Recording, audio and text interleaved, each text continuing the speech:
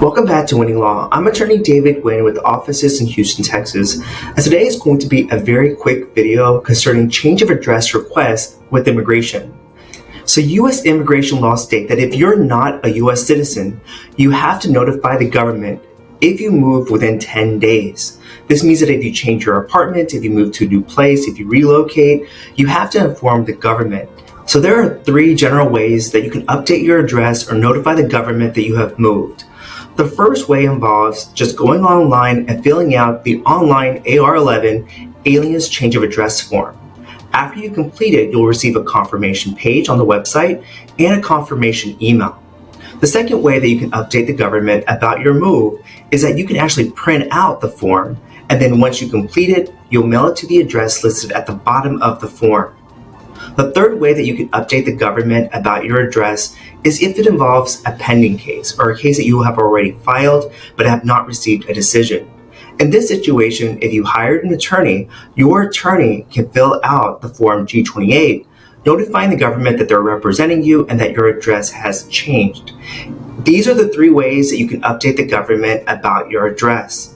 But in the last 10 days, I noticed a very disturbing trend that's been happening with a lot of my cases. So about a week ago, I started receiving notifications that some of my address change requests have been rejected by immigration. And then just a couple of days ago, I received 2 different messages from my clients telling me that they received an odd update on their case. The update that they see online on the case tracker, and I'll just read it to you. It says, "We strongly encourage you to update your address with USCIS to ensure that you receive all correspondence and benefits from us in a timely manner and avoid possible delays or denials related to your case." So after I read this, I thought it was kind of odd. I've never seen this kind of update with immigration before. However, just a few minutes later, another client tells me that, hey, look, I received this notice from immigration. And then I had to explain to both of my clients that this was apparently just protocol and that they're doing this to remind the client that if they move, they should change their address with immigration. So if you're receiving this type of notice that you have to change your address, it does not mean that the government believes that you have moved. I think this is just a generic default message to just remind people to update their address with immigration in the event that they moved. Now, if you have an attorney, your attorney will receive courtesy notices of all your notices. So you don't really have to worry that much if you've moved and then you forget to notify immigration. However, if you're not represented by an attorney and you're doing the case by yourself, you're going to encounter these issues.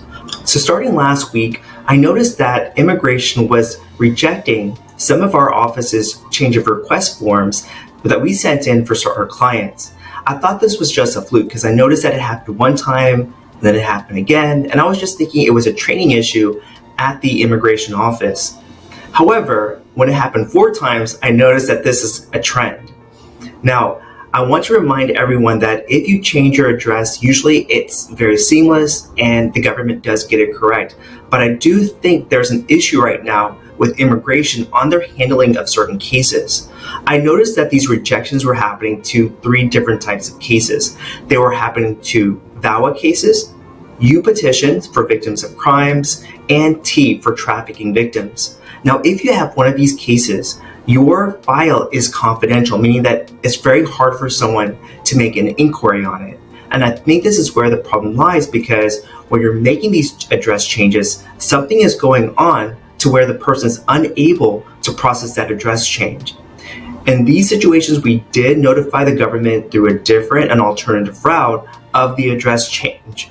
So if you are filing one of these cases, again, a VAWA petition, a U petition, or a T trafficking petition by yourself, you may want to seek out legal counsel if you are filing an address change and you get it rejected.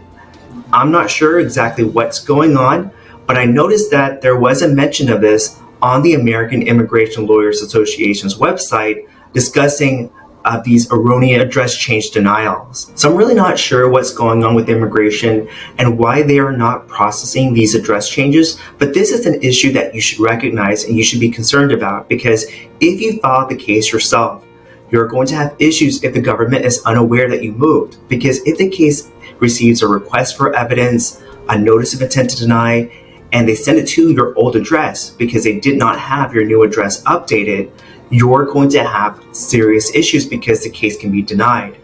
Also, if you're using an attorney that does not check their mail regularly or does not know about this disturbing trend, you're also going to have issues because the courtesy notices that are sent to your legal counsel are not going to be read. So take this very seriously if you have a VAWA U petition or a T trafficking petition. Again, thank you for watching Winning Law. I'm attorney David Nguyen, and we hope that we have made immigration easier to understand.